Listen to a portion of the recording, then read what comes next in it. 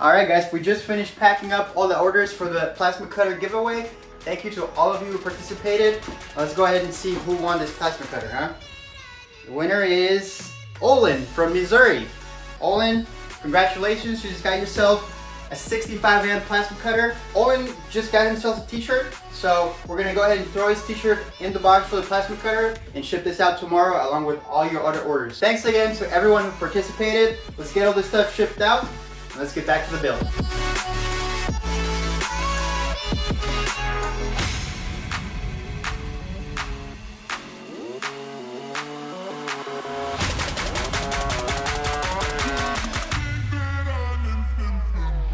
Welcome back to the channel. Last time we 3D scanned this engine and the engine bay, and in CAD we designed a full set of equal length headers with 5:1 merge collectors and 2-inch primaries.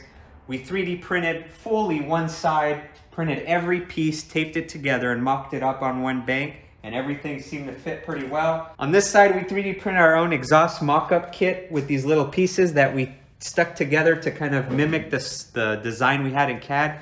It doesn't exactly match, so we actually went ahead and 3D printed each and every part like we did on that side. Diego got those all taped up, so we're gonna go ahead and put it onto this engine and then make sure it fits in the car. And we also got some cool parts in to go along with our 3D printed collectors, so make sure to stick around so you don't miss that.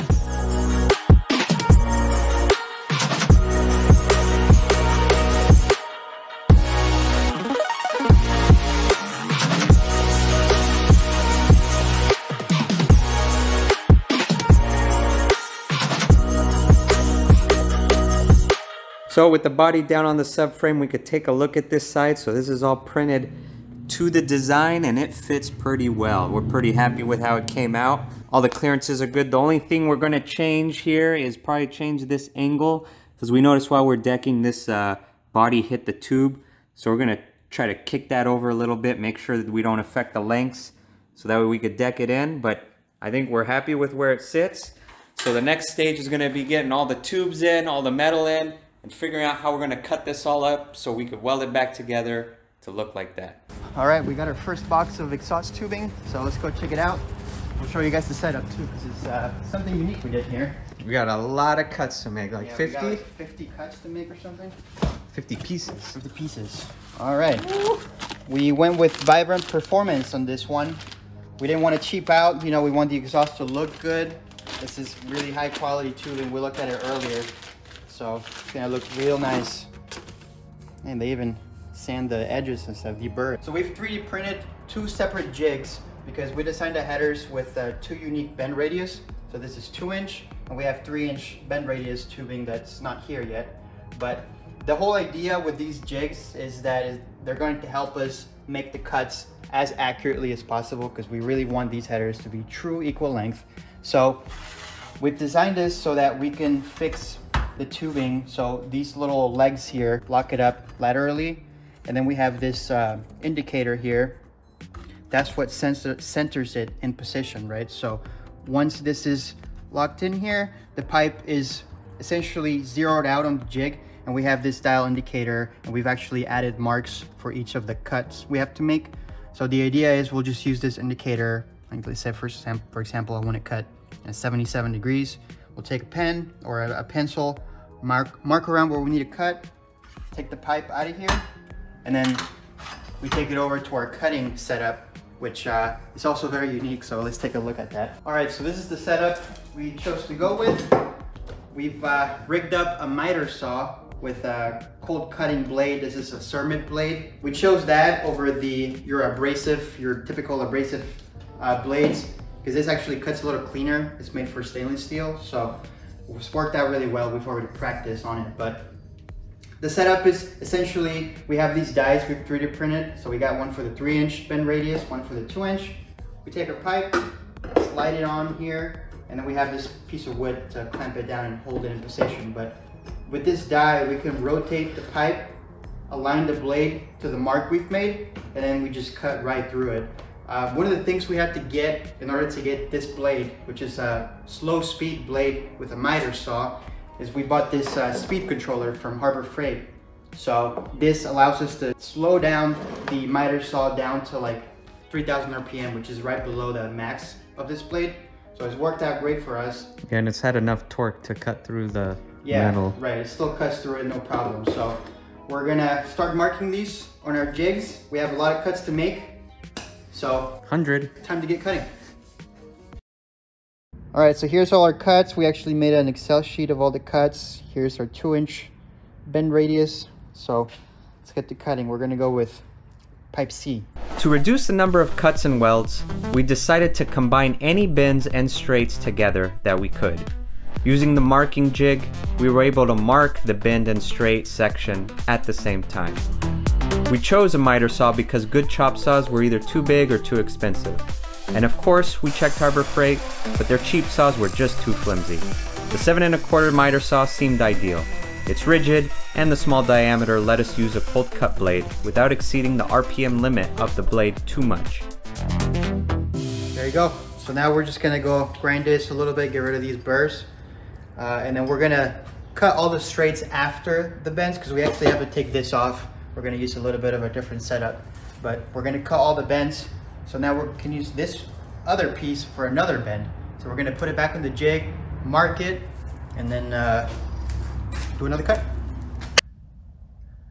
All right, we're all done with the 2-inch. Came out pretty good. So this is what 10 of our sections look like. These are all the 2-inch bends. So we're actually waiting for the 3-inch bent piping to get here, and we'll start cutting that. But while we wait for that to get here, we're gonna start working on some of the other stuff we have left on the engine. So we have 3 things that we still have to rework now that we have everything set up. One is the thermostat housing. So when we built the engine up, we had set it up so that it worked here. But clearly you can see that's not gonna work. So we're gonna have to relocate the thermostat. We're thinking about either cutting this a little bit short or maybe moving it entirely. We're still gonna think about that a little bit. We have to reposition the alternator because we saw that where it's sitting now, we kind of overestimated how much room we had in the car. This is actually too far out. It's hitting the frame rail. So we're gonna move it a little bit. It might be tied to how far in we move the thermostat housing. We'll see. We're probably gonna have to remake a bracket for this. And then the big thing we're doing is we're finally closing out the oil pan.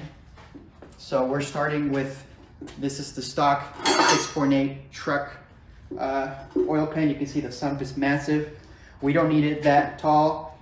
So we're probably gonna have to cut quite a big chunk out of it, re-weld it. We're thinking about adding baffles in there. So we're probably gonna have to figure that out. And then obviously the pickup tube also, we bought the big diameter pickup tube from the 4-valve to go along with the high volume pump. So we're gonna throw that in there, and that will be it for the engine. Then once we throw the exhaust in, we'll be able to fire it back up, put it in the car, and go to Taco Bell. So let's get this going. So we got the engine jacked up on the engine hoist again. We got our oil pan, we gotta bolt this on. See how much clearance we have to all the stuff down here, so the steering rack, and see how low the sump sits, or if it even is gonna fit. Yep. There's a chance we're gonna be able to just use this directly and just, you know, raise up the sump. It's got some, you know, interesting baffling. Oh, that's the gasket. Yeah, like the V8s don't have this kind of stuff, so you know. We're still gonna be using the windage trays from a GT500. Yep. Hopefully. We gotta modify those still. Yeah, we gotta modify that, and the pickup tube, the bigger 13/16 pickup tube. Yep. Yeah. So. But hopefully, we don't want to make this a project, right? Yeah. So we just want to get it in there and make sure it fits in the car. Then we'll be doing dry sump out of a billet aluminum. Yeah, that'll be exactly. But for now, let's see. Let's bolt it up. If we'll fit. Ready? Yep. Oh, were you that ready? I'm not that ready. Let's try. You gotta go slow because you fucking smash that sump. Push towards me? Yeah, I'm trying. Okay. All right, so we dropped the engine as far as we could, but you can see the sump is hitting the steering rack quite a bit, where that transition is in the middle, and we still have like 2 inches to go. So 2 inches. Wait. Yeah, unless just your side for it. Is it cocked? That's probably, that's 13/16. No, that's over an inch for sure. No. So My finger doesn't fit. Your finger doesn't fit? Oh, I can fit 2 fingers in here. No, but you got a loose one. That's what she said. That's my joke. Damn it, Dwight. So it looks like this pan is not going to work.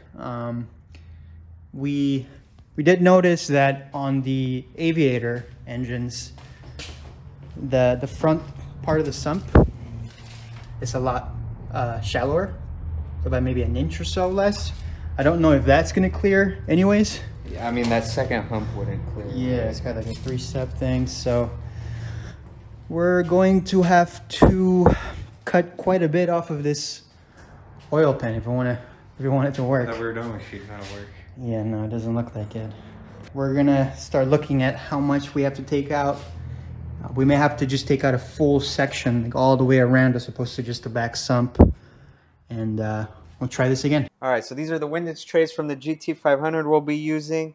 And we're gonna use this bottom, I guess this bottom plane to tell us how far up we can go. So it looks like, I mean, it does clear that stock-like type of windage tray, but I think we're gonna end up getting rid of that. So we marked the lines here of where we need to clear. This is like where the Subframe? Yeah, that subframe runs through here. So we gotta kind of move this point back a little or higher so it clears that. And then this is like the front mark where we need the bottom to end up here. So I think we're gonna end up just taking out that. Yeah, I mean, if we're using this windage tray, this one is irrelevant, Yeah. or it's pointless. So we'll just take it out. Yeah, so we'll raise the floor of this up to that point. So I think we're gonna cut this out and move it up, and we'll grind all these spot welds out and pull this piece out, and just get to fabricating something to work with these guys. The Bandfile belt sander made easy work of these spot welds. Using a chisel and a couple of good whacks, the stock windage tray came right out, and we could now see how much room we had between the bottom of the pan and the GT500 windage trays. We used a straight, described cut lines that followed the shape of the pan and cut it all out using our plasma cutter. All in from Missouri, knows the feeling.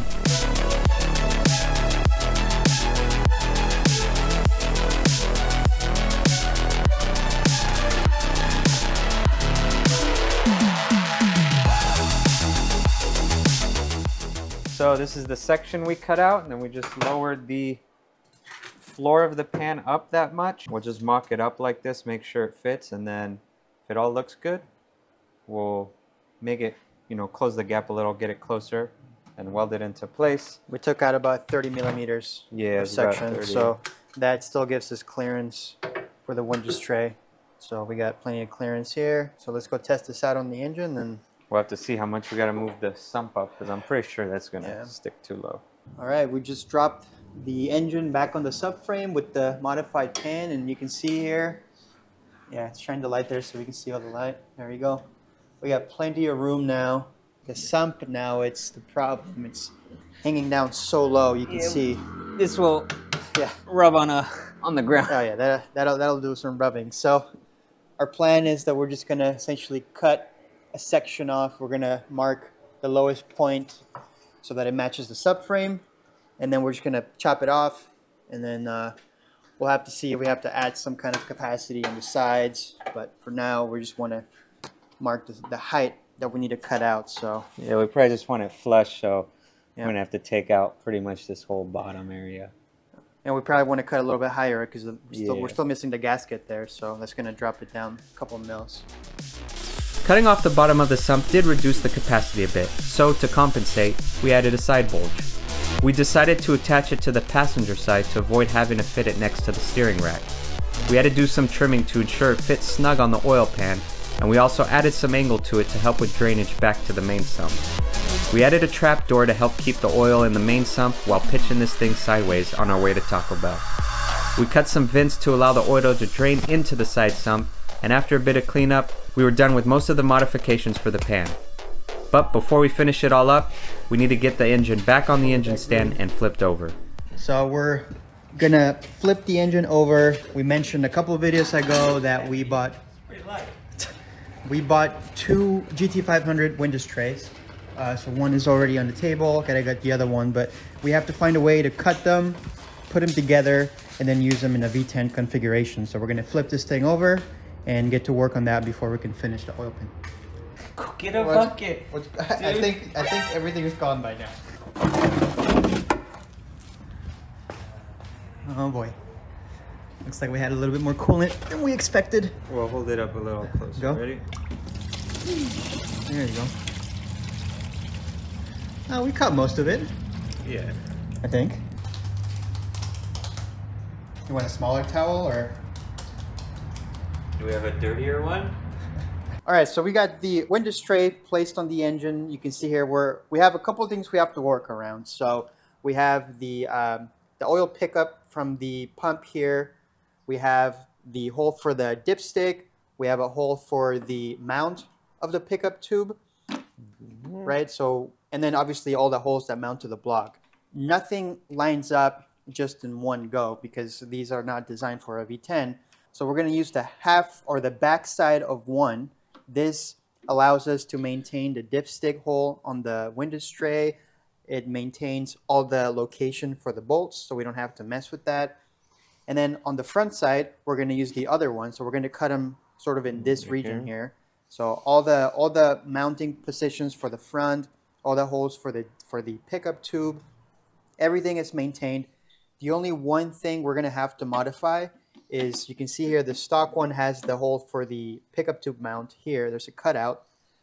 In the V10, the pickup tube mount is actually in this area.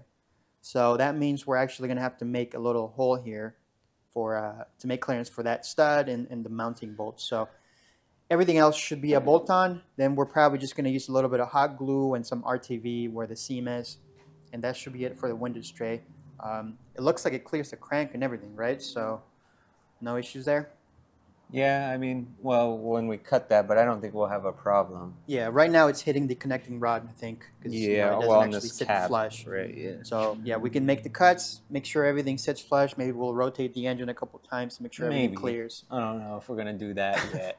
So I think with this, we're pretty much set on what we need to do, right? So we're just gonna cut it here, probably gonna mark on both sides, and then mount this down, make sure everything lines up, make the last hole here. And we should have a window tray / oil pan gasket ready to go. For V10. We marked the cut line as far forward as we could. Forward of this line, the bolt holes on the gasket did not align with the block, so that made for a good spot. We used the air saw to cut the window tray, and with some help from the belt sander, it made for a smooth and flat surface. We then positioned the second window tray on the block and used the first piece to mark the new cut line. After checking the fitment of both pieces, we were ready to glue them together. You can see here we have plenty of surface area for the glue to work with. We chose to use super glue to stick these together, so we only had one shot and had to act quick. We used the bolt holes to keep both pieces in place while the glue dried out.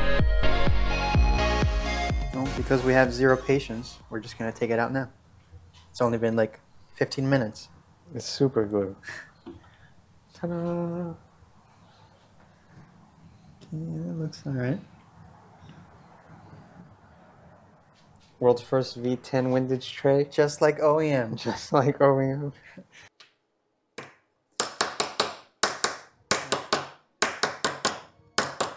How's that going?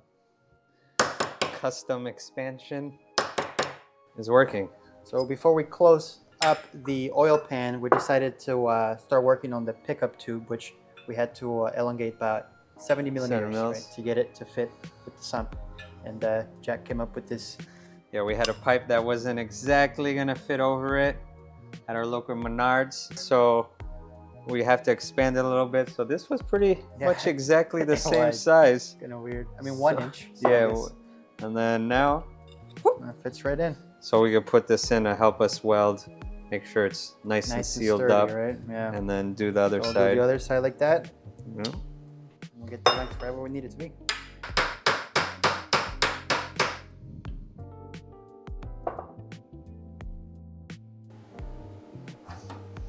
Alrighty. Let's see.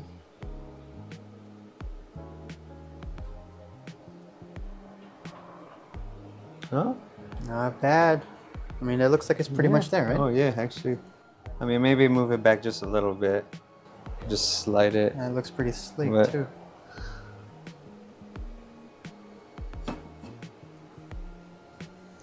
Like right there, yeah, that looks good. All right, so now we just gotta weld that shut and then start closing up the oil pan.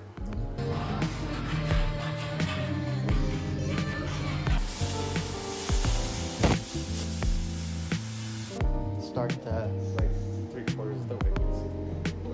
We've got only like 2 gears.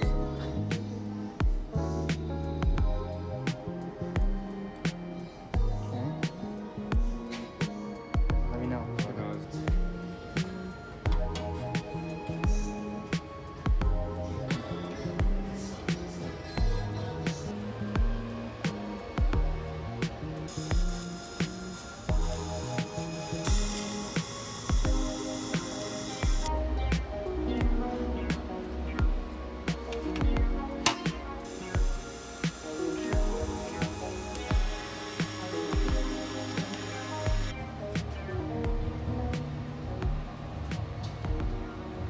So we never actually checked to make sure this kick out would fit with the exhaust. So we're gonna do that right now.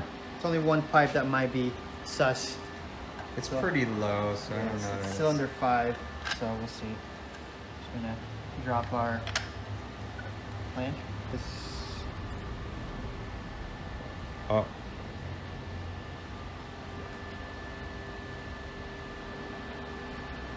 Yeah, that's what I thought.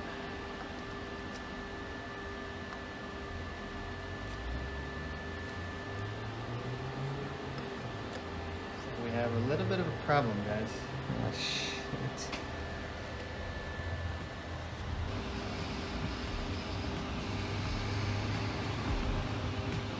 If anyone has a dry sump, hit us up. We'll pick it up this weekend so we can put a video out.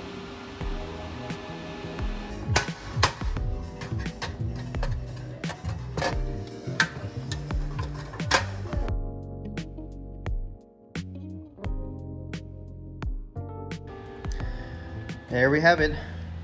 So now we chopped off that section of the bulge here. We've plated it off, and now we got plenty of clearance to the number 5 runner, which is the one that was giving us issues. But not plenty of volume. Yeah, I mean, we took out It's quite a the bit of thought volume. that counts. Hey, this much volume is better than no volume, so It's we're the gonna run thought with that. counts. So I think we're now ready to close this off. We're gonna finish welding this shut off, then we're gonna start closing up the rest of the sump. And that's it for the oil pan. So everything has been welded. We just finished welding the bung. We closed up all the holes we had here cut out. So now this thing should fit on the subframe, should fit with the exhaust. We just have one last thing we gotta do, and that's the most important thing probably. We're gonna Because leak if it test leaks, it doesn't matter. So we're gonna dump a bunch of water in here, leak test it, make sure everything's sealed, and then we'll probably spray a coat of, Alright, who's gonna Flat bet black where or it's gonna something? leak? Because it's gonna leak. it's not gonna leak. If anything, it's gonna leak from this bung. I don't trust I'm that. worried about the bung. The bung is the one thing, but everything else I think looks pretty solid. So let's go get some water. Oh, you see any leaks yet? Nope. Oh, yep, I see quite a bit. Okay, yep, it's leaking for sure. Didn't even get a cord in. Actually, no, maybe it's not. No, it's not a leak. It's just wet. See right there? That's the center of a panel, so. Yeah, well, you think it's leaking from the... So no leak so far. Keep going.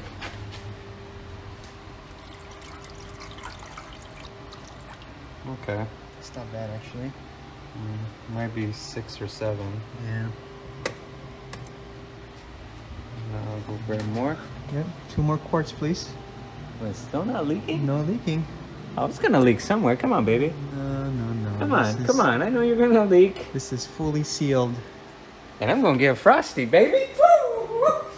We just let this sit for about 30 minutes and we found about 3 leaks. So you can see there we marked them. It's a very small pinholes.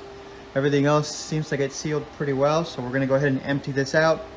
Plug those little gaps there. Make sure it's nice and sealed. And we'll be done with the oil pan. All right, well, Jack finishes welding those little pinhole leaks we have in the oil pan. I'm gonna start working on finishing up the pickup tube. So We extended it by the 70 mils we needed it to, so that the actual pickup aligned with the sump. And then we have one more thing we have to figure out. So we talked about how the mount doesn't line up anywhere really, because this is not meant for this engine. And originally we were thinking about just cutting this off and then cutting a hole here where the stud is for where the original pickup tube mounts, and then just making a bracket that bolts onto that. Instead, what we're gonna do, just so that we don't have to mess with this plastic piece anymore, put that on the ground, we're actually gonna swap these two main studs. We're gonna flip this one to this side, that way it actually aligns with the original hole on the window tray. And then all we have to do is cut that bracket off of the pickup tube, make something else that bolts to the right location, and we'll be pretty much done with the pickup tube. We also have to shorten this area here a little bit, because it is a little bit too high for the sump we made. So we'll probably have to chop off about 1 inch. We'll weld that together, make the new bracket, and we'll be done with the oil system. So let's get to work.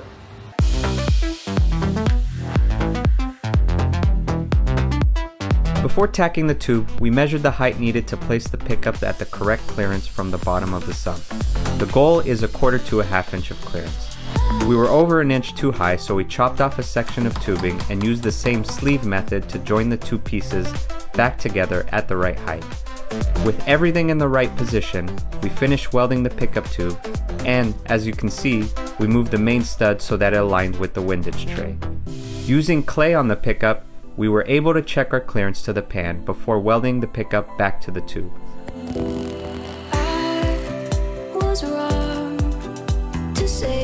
And of course, final leak check. Check. Now that we got this out of the way, we're gonna move on to the alternator. So we talked about how the alternator that we had previously, or the bracket that we made, which is this one, positioned the alternator too far out, and it was interfering with the body rails in the car. So we're going to redesign the bracket. I've 3D printed some placeholders here. You can see the difference. We've actually shifted where the alternator mounts about 2 inches lower. So one of the things we're doing is we're getting rid of the stock thermostat housing / oil filter housing here. We're gonna figure this out afterwards, but what we want to try and do is move the alternator from this position down as far down as we can, and we just want to move it down as far as we can. That way we can clear the body, remake the bracket with actual metal so it doesn't break when we're drilling the holes. This is kind of the idea. So we've brought it in about 2 inches, and it looks like we still have room to drop it down closer to the engine and even further down. We're going to clear this bracket. You know, the idea is to chop this off. We'll weld the AN bung here, so we have plenty of room to bring it down. So I think we're gonna remake these brackets. We're gonna bring it down maybe 1 inch more, and then closer to the engine about 1/2 inch, and see how that clears. But this should be a big improvement when we put it up on the car. Yeah, I think we're gonna be happy with this by next revision. Time to fire the Hurco back up. It's been a while, and there's nothing like a good old chip making session. We decided to keep the two-piece style because it simplified the design and made it much easier to machine. With everything set up, we programmed the Hurco and let it do its thing.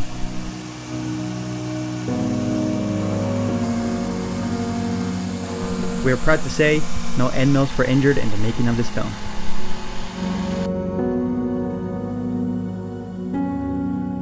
So we got our second set of brackets all finished up. They're pretty small, especially compared to before. Small. This was what we had before. There's the big chunker over there. So this probably weighs as much as just this part. But I don't know what's heavier, the bracket or the alternator. Yeah, actually. It's the alternator.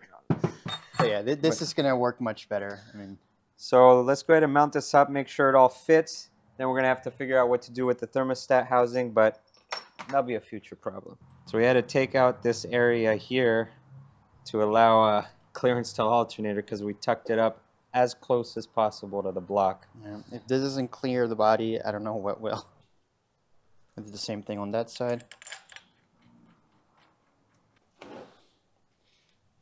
That's a tight fit to your runner there.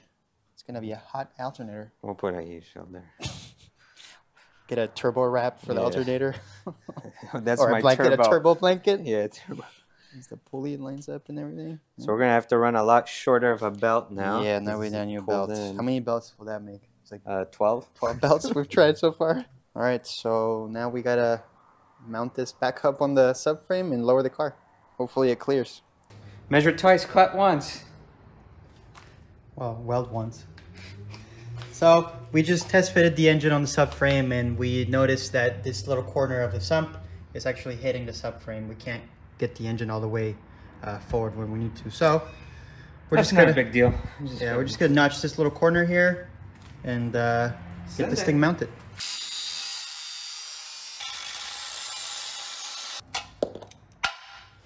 Moment of truth. Looks close. The goal is to be able to deck the car without removing the alternator. Okay. Nope. Nope. Yeah. Look how close it is. I mean, just grind it off. I mean, we just chop off this corner. Oh, We're literally like a couple not as millimeters. close as I was expecting. We're gonna go your way. A lot. My way? What do you mean? Yeah, these are lined up. Yeah, it's gonna make it worse. No, it looks like it's gonna go that way. That's what I mean. That's better. The subframe. Yeah, yeah. Yeah, it's gotta go like almost an inch. Huh. I mean, you could try pushing it over while I lower it, but I think it's Yeah. going to, if we do that, it'll clear. Okay, let's try it. I don't know if you're gonna be able to do it by yourself. Nothing moves. All right, after finessing the subframe to fit on the car properly, we got plenty of room to the alternator. So, And this package is much nicer. oh yes. Much more close. It's not sticking way out, so Yeah, it no, looks better. It looks good. I mean, I'm happy with the way that turned out. We're gonna have to reroute the belt, I think, like flip these around, but Yep. that's Not a fine. big deal. Then the oil pan, I think we got plenty of clearance. To Oh that, yeah, right? if you want to show. Let's shine a light. Show what we got here. The tightest spot is right in that transition, but we still got plenty of room all around. So we're happy with the fitment of this. Oh, and then it modified doesn't pan. So stick any lower than the subframe. yeah, that's right. So- So we can slam this all the way to the ground. No issues with the engine. It'll be sparking and it won't be our oil pan. So we got, I mean, we got the oil pan done, the windage tray, the GT500 windage tray, the pickup tube, all that stuff is done and fits good now. And then we got the alternator all done. Thermostat housing, we're gonna have Oh. to modify, but Yeah, that'll we're be gonna- another video. Yeah, but we finally got all the parts in we need for the header, so all the pipes and some special. So we said we teased we got some special things. More And they're cool in here. stuff here. This is Jingle probably. bells. I think these are cooler than the Really? than the collectors themselves. Yeah. All right, just give Something them about one. it. Just one. Just one. Look at that. Turn around. Turn around. Oh, there you go. Cylinder 10. So these are 3D printed Flanges. flanges.